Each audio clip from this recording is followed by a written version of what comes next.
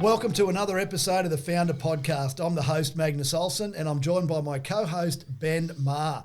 Today we're sitting down with a bloke who knows how to handle pressure, whether it's on the water or in the real estate game. Conrad Leisemann's the founder of Ozpaddle Brisbane, and he's one of Brisbane's top performing agents. He's built two very different careers that both demand energy, discipline and trust. One built on movement and nature, the other on negotiation and results. Today we'll dive into what it really takes to stay at the top, how health and mindset fuel performance, and why creating space for stillness might be the secret edge most founders miss. From being in the water to negotiating high-pressure deal, Conrad brings the calm confidence that only comes from doing the work, showing up daily, and knowing exactly who he is. Welcome to the podcast, mate. Hey, buddy. How are you? Good. Now, mate, you've got the yin and the yang, 1 foot in high-stakes real estate and the other in a kayak on the river with Ozpaddle. Two very, very different worlds. What drives you to do both, and how did they begin? It's funny.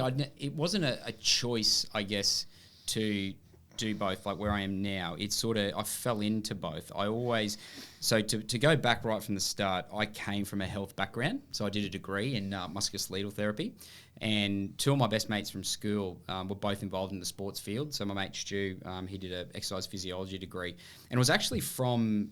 So I was working I owned my own health centre at Carindale with a business partner of mine. We owned a chiropractic centre, and it was actually Ozpaddle kind of became the baby of that. Where this was sort of in the 2000s, where we started to see just through our own, in our clinics, a lot of mums and dads, everyday people, cleaners, builders, whatever they were, just getting so caught up in life that they were, unfit, unhealthy. And I'd always had a passion for the outdoors, just from my family, from my dad and stuff like that. Like I've said to you before, Mags, I was in a kayak when I was about 3. So I'd always kayaked, and I was always outdoors training on my own. Stu and I were involved with a fair bit of adventure racing at the time. And the whole Ozpaddle started off just with our clients from our clinics. We were just wanting to get them in the outdoors, getting people out, having fun. And it was something for us to be able to keep them accountable for. Because yourself, when you go to the physio, you speak to any physio or musculoskeletal therapist, is that the reason why they enjoy working with athletes so much is because they're so, motivated to go out and do the exercise and do the programs you give them outside of the practice.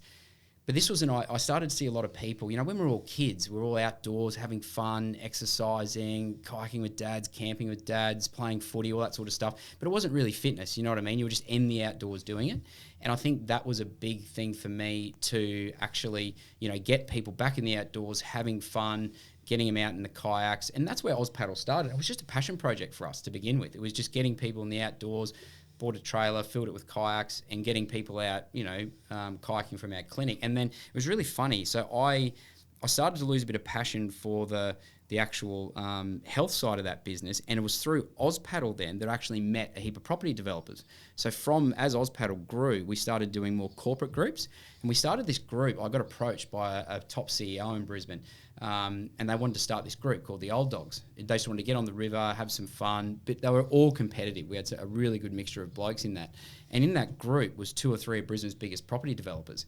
And this was back just before the GFC hit. And that's how I sort of then fell into real estate, because it was through those guys I met through Ozpaddle, and I was looking at getting out of the health industry, and they said, Connie, mate, you'd be great in sales.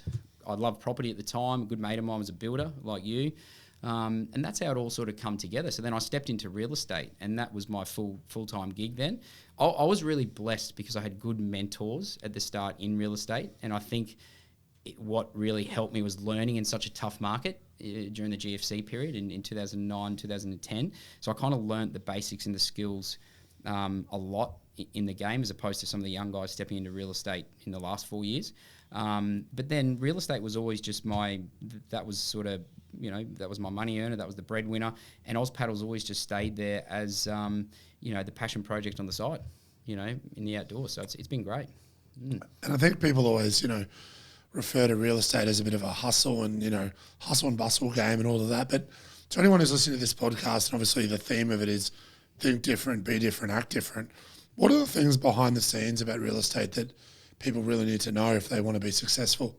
Yeah, it's an interesting one. I mean, look, real estate is it's funny, I get so many young guys in the game, and I've said this to Mags before, you know, even off air when we've caught up, is that so many people say to me, "Oh, Connie, how do you do both? Like, seriously, how do you actually handle doing real estate 6 days a week, 7 days a week, always on call, and still being able to do Ozpaddle?" The funny thing is, I look at guys that just do real estate, and I look at it going, geez, they need something like Ozpaddle to actually, you know what I mean, like decompress and get away from it. Because if I think just doing all in real estate and look, I am blessed. Like, don't get me wrong. I don't want to, you know, like every day we're a work in progress. I'm certainly not perfect. My life's not perfect.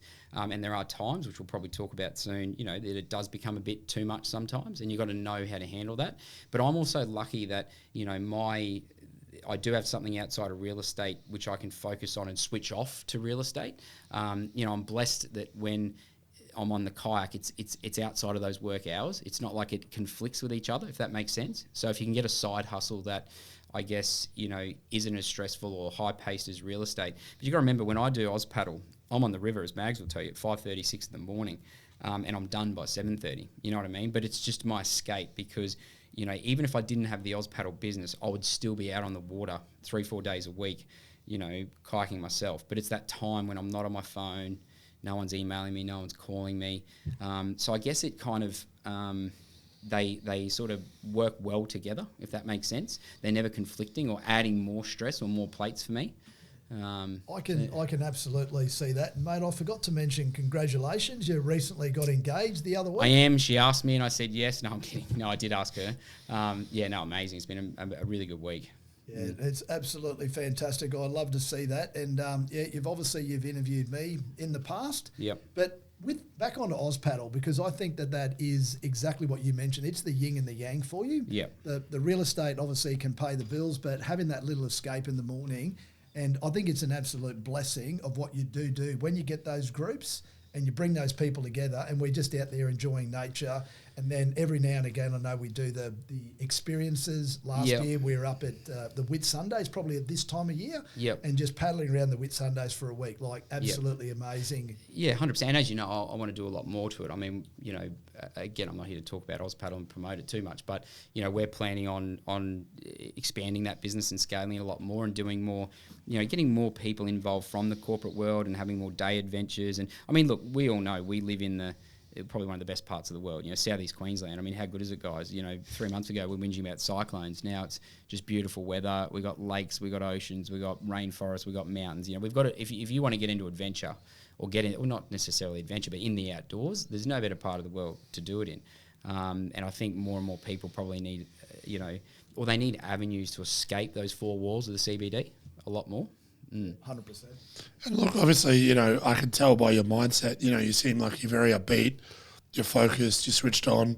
What's your, you know, what do you sort of do daily to help with that? And any tips out there for anyone listening to this? Yeah, I think, you know, again, like I said, I don't want to be like this pin-up boy for it. I mean, you know, I think being honest, like one of the guys I really respect, and I probably bang on about him a lot, even with Mags and the boys, is David Goggins. And I think, you know, he's a really good example. I know he's probably, sometimes people think he's extreme the other way. You know, he just doesn't. But it's funny, though, when you look at his stuff, like, you know, I saw an interview with him recently where he said a lot of that side of him that's pushed, that he's this crazy out there, no sleep, you know, constantly training, is not from him. It's actually from other guys that have used his content and then promoted that, so to speak. You know, they've chopped things up and pushed that out there on Reels and YouTube stuff that isn't actually from him. It's just the content that he's been involved in. Because if you actually read his books and get down to it, you know, it's really, he talks a lot about giving yourself rest and, you know, having balance in your life and making sure that you know, he talks a lot about that, you know, you've got, 268 hours or something in a week, or 168 hours, whatever it is, and he makes sure they're all filled. But part of that, filling that, is making sure you get enough sleep and you get enough rest and have the downtime. You know, so I think that's all important, to have that, you know, balance with it all as well. Yep. And I think it was 168 hours. 168 hours, yeah, that's it. Yeah. Benny here is a maths professor, so mate, I've got to take his word for adding things up. He's a and I got dyscalculia, so that's good.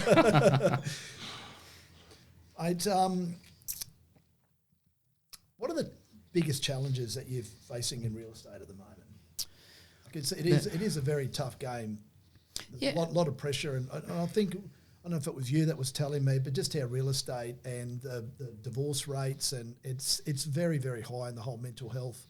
Again, like I'm so lucky. Like I would always encourage people to have, and that's I guess the entrepreneurial space we live in today, where you can, whether it's a side hustle or a hobby business or something. Like I said, I'm really blessed that I've got something like Ozpaddle where I'm passionate about. I would certainly be doing it whether it was a business or not myself, and I'm just lucky that I can do it with like-minded people like you and others, that I've met. And that, I think, helps me with the roller coaster ride of real estate. And I think it's something you'd learn. You've got to remember, I've been in it since 2008, 2009. So I've seen a lot of the, that roller coaster. Yep. Yeah, 100%. And I think the more you go through that, the more you experience it, the better you be. And that's what experience is, right? I mean, that's why we look to older guys that have the experience to help the younger guys, because you only get that, I'm a lot wiser now than what I was, back then. And I think, look, real estate has certainly changed, and I'm certainly not here saying it's a bad industry. I'd never tell anyone, not to get into it, because I think you've got to really get to know yourself and what's important for you. But certainly, we are seeing it now in the media. Real estate is becoming a younger man's game. There's no doubt about that. Like when I got into real estate in 08, 09, you look at all the big brands, Place, Harcourts, Ray White, whoever they are, Remax, a lot of the top 10 agents in the countries that were millionaires from real estate were older guys, right?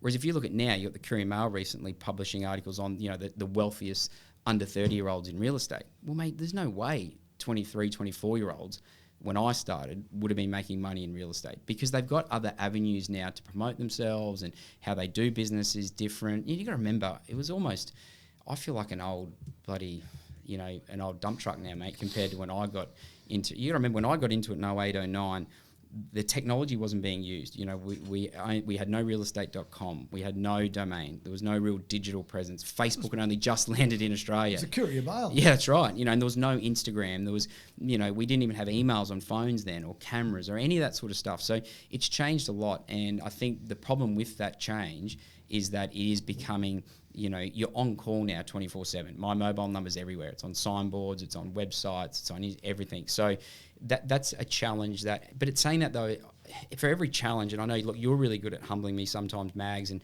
giving me different perspectives, and that's why you surround yourself. I think as you get older, your circle gets smaller, but it becomes a lot wiser. You know what I mean? You just don't put up with dickheads anymore and that sort of stuff. But it's also having the ability to go to your brothers and go to your mates and go, hey, like, just, can you give me some perspective on that? And sometimes, I think with real estate, where the opportunity lies with those challenges is how do we do it better? You know what I mean? There's opportunity in everything. Because for older guys like me, and you got to remember, I'm not like some of the young guys now, where if you're a young guy in real estate, you can be the first one in the office, turning the lights on in the morning, and you can work till 11 o'clock at night. Because if you don't have a missus and you got no kids and you got no other commitments, it's easy to do. But suddenly, as you know, I've got a 4-year-old at home who's having some problems sleeping and stuff at the moment. You got school drop-offs. I've got mates that have got 2 and 3 kids in the game. And you got school sport on a Saturday. It makes it harder. To get on that grind and continue doing it. But I think you've just got to, again, manage your way through that and maybe understand that there's multiple ways you can skin a cat, and just do it differently. You know what I mean? Yeah. Look, in terms of like success, as you talk about, it's not. It doesn't just happen, obviously, it requires reps, it requires routine, For anyone who's like looking to find an anchor out there or something to hang their hat on, what would you, you've sort of briefly touched on it, but what would be your advice for them? Are you talking about just for real estate or just success in general, like just to... I think, look, we talk about it a lot and it's probably an overused word. I think discipline and consistency, though, I think we live in a world now with social... And look, real estate's a prime example of this, where I see a lot of young guys get into real estate, and you can attach this probably to a lot of industries, even Mags' old industry with building, is that, you look at when we all come through the ranks, whether it's your industry, Mags, building industry, real estate, doesn't matter what it is, we all had to do an apprenticeship of some sort. Whether it was a degree, where you went and did something, if you were in the corporate world where you had to have a degree, it was 4 years of getting paid fucking nothing, and 4 years of learning your craft. And then when you finally got into your industry, you were paid shit your first year, and you were probably paid pretty shit your second year, until you learnt, that time. And you got, same with building, right? Like, I bet you didn't make much money your first year as a builder, as an apprentice, In your second year, you probably still got paid peanuts. In your third year and your fourth year. That's why they called it an apprenticeship. Because you had the hard yards leading up to it. And then when you got out there, you certainly didn't own your own business the first year, right? Whereas I think the young guys today, not just young guys, but young women, we're now getting these kids stepping into real estate, and if they haven't made $1 million in their first 3 months, it's not for me. Well, mate, none of us made $1 million in our first 3 months. No builders were building their own homes in the first 3 years. You know what I mean? So it's that, I think you've got to have that like the analogy I use a lot with not just my businesses, but and I know I've spoken to you about it off air, Mags, is, and Matty Lancashire, one of Brisbane's biggest agents, I know you've had on podcast before, he talks a lot about this, that, your business, and it doesn't matter whether it's real estate, your business, Mags, whatever it is, even a podcast, is that getting it going is the hardest thing. And it's like a big flywheel, those big old flywheels you had on the farms. Yep. And it used to take so much effort to get it going. And it, really took a lot. But once a flywheel's going, you can tap it with your little pinky, and it just keeps moving. Yep. And I think you've got to focus on that. You've got to understand that it is hard to get things moving at the start, but with momentum builds ease. And the only way you can, I heard a really awesome quote the other day from a guy, and he said, Connie, if you want a life of convenience, you've got to do a lot of stuff that's inconvenient. Whereas the problem is a lot of kids today, they want this life of convenience, but don't want to do any inconvenient things to get there. Do you know what I mean? It's the instant gratification. Yeah. And I'm a big believer, as you know, just in compounding. And compounding is you just have to do the work. You've got to put in the reps week in and week out. And that's part of the issue at the moment, because people don't want to do their apprenticeship. Like you said, you can actually fly fresh out of school, and if you've got a big Instagram account and you've got a decent following, you can jump in and have some overnight success. Yep. But whether that success is going to have the longevity, that's probably the question. Yeah, 100%, absolutely. And I think too, I think you've touched on it before, Ben, and some of your podcasts I've listened to, you've got to figure out too what success is to you. And I'm not going to tell people what I make from real estate, but I'm comfortable with what I made this year. Am I writing $4 million in real estate? No.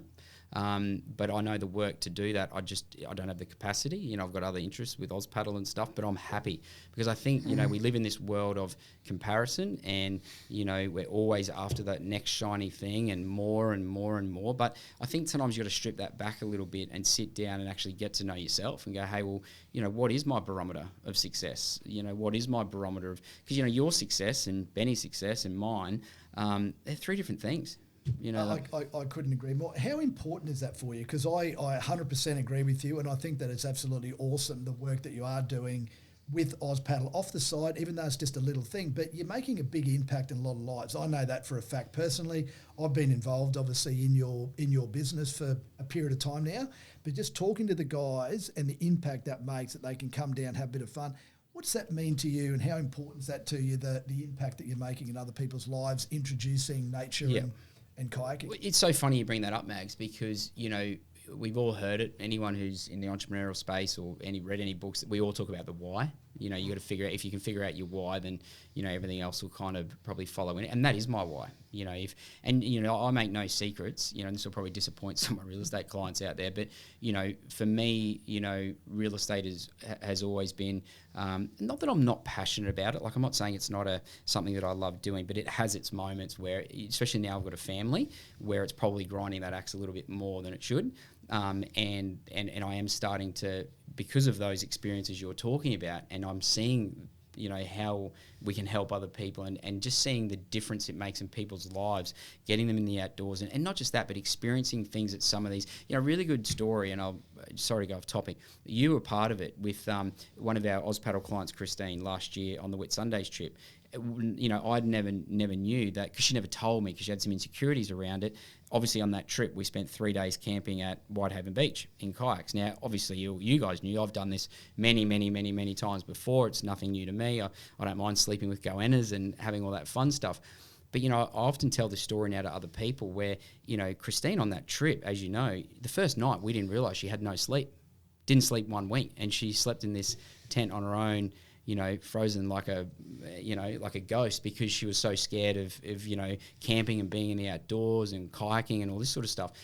And then, and the story goes that on the second day, she nearly left, as you know. She wanted to be helicoptered out. She wanted to get on the next boat back, and I had to sit her down, and we, I won't go into everything that was said, but we almost had an intervention with her, and I explained to her that, just to give her my trust, and, I promised her that if she could just get through this, when she gets to the other side of this, it'll benefit her life like she'll never believe. And, and you were obviously part of that. 100%. What happened by the end of the week?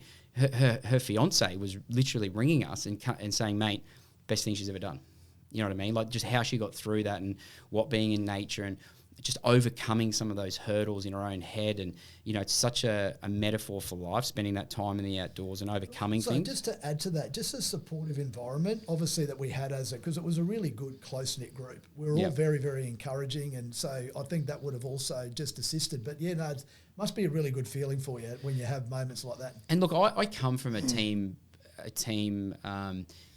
natured background, growing up obviously with my sporting background, playing high level cricket and rugby and stuff. And so I've always, and maybe it's because I went to boarding school as well. I've always had that brotherly type aspect around us, I just find, you probably don't get that as much in real estate. Like real estate can be quite a lonely game, because you're doing a lot of stuff on your own and you're having to deal with the disappointments, the ups and downs on your own. Whereas I think with Oz Paddle, like you said, that it is a core group of like-minded people, and it's such a good culture and a good platform for people to come down and enjoy themselves. So, yeah, I love it. And in terms of, I suppose, real estate, whether it's your real estate business, whether it's, the paddle business, the word pressure, how do you manage it, and any advice for anyone out there who's listening? Yeah, massively. Again, this is something that's learned, and, I'm probably, I preach this to a lot of my team now. Like my partner, outside of this, Samantha, we just got engaged, obviously Mag said, she's now stepped into my business now. And even speaking to her, she, didn't realise some of the stuff we had to put up with in real estate. Like she obviously saw it behind the scenes as my partner for years with the roller coaster nature of it. But I think it's something you learn as you get older, and it's some advice I always give to the young guys, is just understanding that, if you can keep your head, in the good times and treat them the same as when it's in the low times. Because the problem with real estate, and not just real estate, but any business, this too, Ben, when the highs are high, you're really, really up. I know, Mags, you've experienced too with beach. And, correct. But when it's down, it can be really, really low. And what I find just observing a lot of people across industries, and obviously being in real estate, I deal with a lot of guys in business as well. And I see it in them that, a lot of these guys, they have a high and they're out partying, they're on the ski slopes for a week, partying. But then when it's really, really bad, they're, in the fetal position for a week, in their bedroom, in their office with the lights turned off. And I think that's where understanding pressure is that, Tom Hanks once said is that he uses this philosophy in his life that this too shall pass. And it's about understanding that, you're having a biblical phrase. Yeah, it is. That's right. Well, if you're having a really good day, guess what? This too shall pass, because life has a really good way of booting up the bum, and tomorrow might be a bad day. But, when you're having bad times, it's also about understanding that too shall pass, and it will. I've started to do this thing a bit in my journaling where, I've had some pretty significant, challenges recently in real estate and some real roller coaster moments and some disappointments. And it's about, I wrote in my journal the other day about, that this too shall pass. But it's about understanding that, hey, I'm not going to, what's this going to affect me in 10 years' time? And I often journal about that. Like this moment right now, I've got all this anxiety about and everything. It's not killing me, but, in 10 years' time when Finn's 15 and he's at his footy game and Sammy and I are still in love, we've probably got other kids on, like, is this moment right now going to affect that moment then? And the answer is no. And once you get that perspective on it, it's kind of like, you know what, I'm going to deal with this for the next couple of hours. It's probably going to be a bit of a storm, but like every storm, it's going to pass. And so it just prevents you from going into that real low for too long and just catching yourself when you're going there. But there's an opposite for that too, though. Like I said, now I've gotten older and wiser. When you have the high highs, as you know, you and I are off the booze for this year. Back when I was a young guy, if I had a couple of wins, I'd be, out at the pub for 3 days having a bender. And I certainly don't do that anymore either. So it's about having that balance, in your life a bit more. Yeah. What impact does... You've heard my story a number of times, and the role that physical fitness plays in that pressure that Ben just spoke about and asked about. But what impact does that have in your life, and how is important that outlet? Like, you've got the business aside. I know that you also just jump in your own kayak and Yeah. go for a run on the river. You go Yep. into the gym.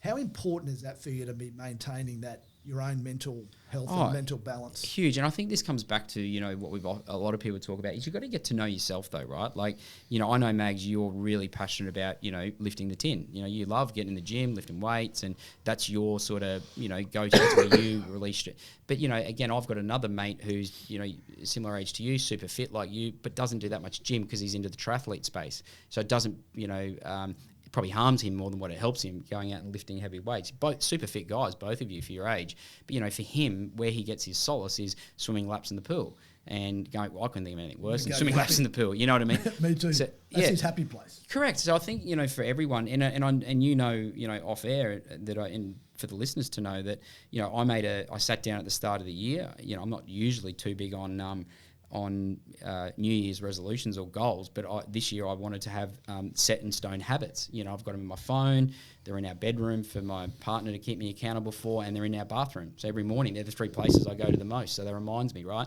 Daily habits. And one of the things that I wanted, my goal for this year, or just not a goal, I'm not always the biggest fan of goal, but my daily habit or standard was I wanted to start every single day, 365 days the year in the outdoors, doing what I enjoy, and it's either kayaking, riding, running, or taking the dog for a walk, even Finney to school.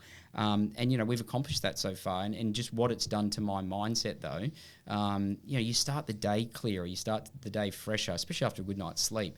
But it just puts you in such a good mental frame to handle those ups and downs of life. I don't know how some of these people do it, where they're 4 hours a night sleep, not healthy, waking up at 8 o'clock and then expecting to go and run 2 businesses, and they wonder why they're shot. You just can't do it. Everything we know now, and there's so much science around it, isn't there, is that, sleep and these healthier habits affect your mood so much. And I'm a big believer that, this is why I also like David Goggins, is that, and you'd attest to this, Mags, is that there's a direct correlation, I believe, between your physical fitness and the 6 inches between your ears. If you can be fit and healthy and get movement happening, the 6 inches between your ears are going to be a lot better as well. Very well said. I love the way that you frame it from the goal into those daily habits, because effectively that's what it is. It's not a goal, it's something you're trying to attain. It's who you are. Yeah. You're the sort of person that gets up and you spend time in nature, and like you pointed out, you might not feel or have the energy to go for a run or to jump out on the bike or to go for a kayak, but you can always just take the dog for a 26-minute walk. 100%, yeah. So look, there's obviously a bit of a, I've experienced this in the podcast today, there's a bit of a calmness about you and all that sort of stuff. For anyone who's listening to this podcast and they want to think different, be different or act different, what would be some advice you might give them about how to keep that, sort of that middle ground rather than too high or too low? Yeah, I think, the biggest, I think, and again, I'm no expert, Ben, so please, for the listeners out there, there's going to be some people out there going, look, I just don't agree with Connie. And that's fine. And it's your perspective. I was just about to say, this is my opinion. This is what works for me. I can only share what works for me, just like you guys will. And we all know opinions are like arseholes. Everyone's got one, and some of them stink. But it's like Ben said before. Like, it's not gonna, what works for me and what works for you isn't going to work for anyone. So the advice, and I'm sort of giving my perspective on this. It's funny, and you know this, having a son. Once you have kids, your perspective on life changes. And, now having Finney running around, and as you know, Mags, Sammy and I are trying for a bubba this year. And I look at it and I go, well, what, I guess, advice or perspective can I give him to make sure he, grows up happy and content and everything else? And it's just about getting to know yourself. I think the challenge today is that, when you're saying then, Ben, about dealing with the pressures and the ups and downs, how do people do it? I would first ask them, what are you watching? What are you putting in between the 6 inches of your ears? Do you really know who you are, or are you just being influenced by the shit you're seeing on social media? Because I think, what works for Tony Robbins and what works for this other guy that's got 4 million followers and what works for Hamosi, it isn't necessarily what works for you. I got a mate recently, and I won't mention any names, but he is obsessed with a couple of these guys on social media, big followers, 3-4 million followers. And he's suffering depression at the moment because he's like, oh, Connie, they're kicking goals, they're hustlers, they're doing this, they're doing that. I'm like, yeah, but mate, they don't have 3 kids. You've got 3 kids at home. You're like, you can't, you know what I mean? You got apples and oranges. You've got to take a step back sometimes and don't, because comparison's the thief of all joy, right? So stop trying to compare yourself what he's doing and he's hustling when he hasn't got a wife and he hasn't got 3 kids and everything else. Your priorities change in life, right, as you get older. And I think getting to know yourself, that's the biggest advice I would give in terms of how to deal with pressure, because you've got to understand where your pressure releases are, right? You know, Mags got up to me a few weeks ago. We were talking, and he knows me well now as a good mate, you know, because I've got a bit of ADHD, if the listeners haven't figured that out yet. But, you know, for me, when I'm going through a bit of stuff where you've got a bit of overwhelm, a bit of stress, I need to down tools. And when I have a day off, not sit in front of the screen, I need to go and get in nature, as you know. So kind of go and do a hike, go and get down to Springbrook, or do something that you know is going to fill that cup and release some of that pressure. Because, you know, I see a lot of people in the city, you know, Ben, that have got these pressurised jobs, or they're having these ups and downs. And you see on a Friday afternoon when they finish work, they're just on the piss in the city. And they wake up every Saturday with a hangover, and they do the same thing Saturday night, and then they're back to work Monday, and then they wonder why they're depressed and stressed, you know, the next week. Well, you know, look what you're putting into your body. You know, look how you're dealing with stuff. Do you know what I mean? So I think my advice would be to get to know yourself, get to know what fills your cup, get to know what releases the pressure, you know, and start to, rather than setting goals, have some real good, healthy daily habits. You touched on it before, success. What does that look like for you right now, specifically? And you mentioned you got Finney running around, you've just got engaged, you're trying for another baby. Yep. What does success look like for you right now, and how's that changed from 10, 20 years ago? Oh, yeah, massive. Geez, this might be long on the podcast, Mags. Like I said, when you have kids and a family, especially now, like you said, when I'm engaged, you know, your happiness is no longer just about you as well, which I've realised. You probably, when you're a young guy, you know, and I could afford to when I got into real estate, when I was, you know, mid to late 20s, no partner, you know, it didn't matter that I was getting home at 10 o'clock at night, and it didn't matter that I was on the grind, or, you know, it didn't matter if I was working every Saturday. You know, that was my choice. I wasn't affecting anyone. And certainly not that I'm selfish, but you certainly learn as you get older, you know, that you have to sometimes, you know, your thoughts and your plans and your goals, it's no longer just about you. It's about all of that, you know, your kids, your partner, and how do those decisions, you know, affect them as well. How do your actions, like you pointed out, so before was all about you, and I know that you spent a bit of time over in England early on in your career playing cricket. Well, it could just be all about you. Yeah, 100%, exactly right. And you know, just even simple things in your life, and this is where you learn the balance and stuff. I mean, look, that's another thing, you know, when Ben touches on advice you can give, and I mean, I'm certainly not saying, you know, everyone needs to be out there and have kids in a relationship and all that. Everyone's different. But, you know, I know you've touched on it and I've touched on it, that I'm super blessed that I've got a great partner in Sammy, and I know, and she's helped me certainly through some of the ups and downs of things. And I know, you know, you with your beautiful wife, same thing. You know, so I think I'm a big believer in who you surround yourself with, you know, will certainly dictate, you know, your happiness in life. And I'm blessed that I've got a really good circle now. But I think it's just about learning that balance too. Like now, like I said, it's changed from 20 years ago. Just simple stuff like, you know, I can't get up and go to the gym 5 mornings a week now, or paddle every morning at 5 mornings a week. Because guess what? Sometimes Sammy wants to go to the gym. And, you know, if we've got Finney at home, sometimes I've got to go, hey, well, I kayaked yesterday. Babe, it's your turn to go to the gym and work on you today. And I'll stay at home and, you know, feed Finney and take him to school or whatever it might be. So, you know, I think we've got a really good relationship like that she understands what I need in order to, you know, she certainly wouldn't hold me back from doing any of that. But I also know that, hey, she needs her time to go to the gym and have some alone time and do some Sammy time. So it's just about getting that balance and stuff right, I think, once you've got a partner. Yep. Speaking of advice, if you were talking to somebody who's thinking about founding a company or starting a business, what's the best piece of advice that you would give them?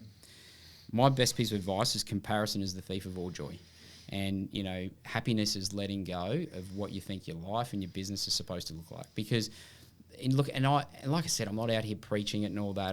This is through just my own journey. I've certainly been, and it's still a work in progress. I've still got heaps of work to do. Mate, you know better than anyone as a mate of mine. I have bad days. You rang me last week when I got off the plane to Fiji. How overwhelmed was I when I turned the phone back on and 400 emails and 300 text messages to get back to? And I still have my moments, and, you know, you got to work on it. But, you know, the thing I would say to guys is that, you know, don't sit here and, you know, you can certainly admire other guys in business and admire what they're doing and meet with people and, you know, learn from them and all that. But at the end of the day, you've got to put your own individual touch on it. And I've probably been guilty of that over the years, probably, not trusting my gut instinct enough, or not, I've even mentioned it to you before with, we're looking at expanding Oz Paddle this year. And, even down to simple little things, sometimes I'm that kid who, and look, I don't know whether this is because I didn't have any brothers and sisters in the end or what it was, but I went through this stage where I'd probably go and speak to like 50 people about an idea. The problem then is you get 50 different opinions back.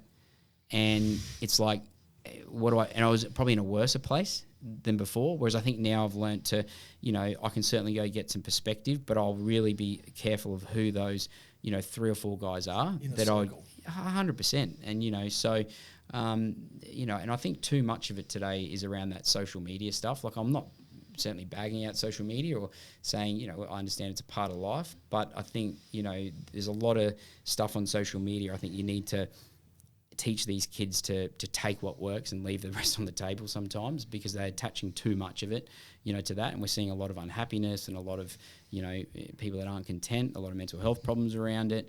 You still got to live your own life, I think. I'll just add to that, because as you know, a big advocate, particularly in the M26 Fit brand, is spirit, mind, body. And the spirit element is just to be purpose-led and to be led, like you pointed out, with your gut.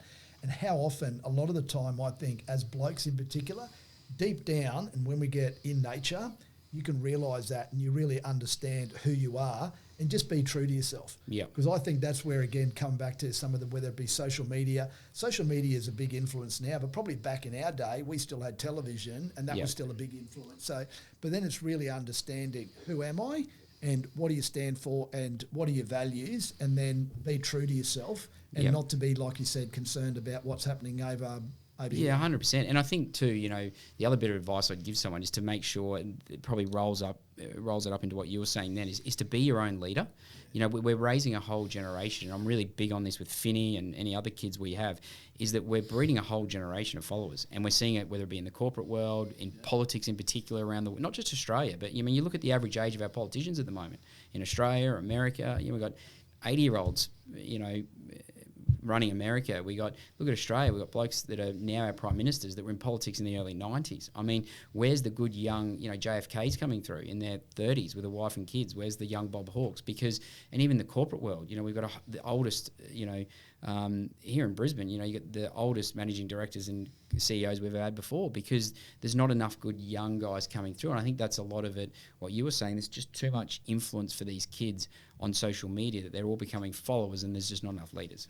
And I think if you can start off by being your own leader and, create your own path, I think there's something so noble in that, isn't there, when you do get there and just being true to yourself. Yeah, 100%. All right, quick fire question time. You ready? Yeah, let's go.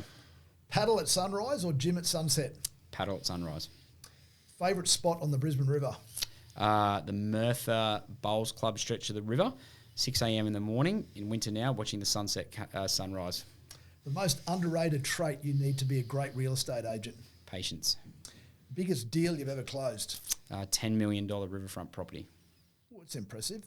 A lesson paddling has taught you about business? Consistency and discipline. Cold call or cold plunge? Definitely cold plunge. Coffee order? Iceland Black. The most used app on your phone? To-do list and YouTube. Best book or podcast for performance? 2, I would say David Goggins, Can't Hurt Me. Love it, as you know. Just read that for the second time now. I'm looking forward to actually reading his next one.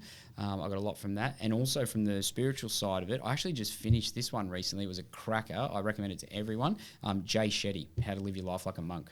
Really, really good stuff in there. That is an awesome book. Yeah, really ties in. It's actually 2 extremes from Goggins to Jay Shetty, but it's amazing how much it it's can overlap yin with stuff. and yang. It's real estate and it's paddling. Yeah, that's right. Your go-to mindset reset when the pressure hits? Afternoon walk with my partner or my dog. Do you prefer the city hustle or the river flow? River flow. Real estate or Oz Paddle, which challenges you more? Definitely real estate. One thing you want to be remembered for? Passion. Someone who's just passionate about it, everything. All right, last question, mate. What's the most valuable advice you could just leave with our audience? Like I touched on before, comparison is the thief of all joy, and understanding that, true happiness is letting go of what you think your life's supposed to look like. Just be yourself. Mate, well said. Great advice.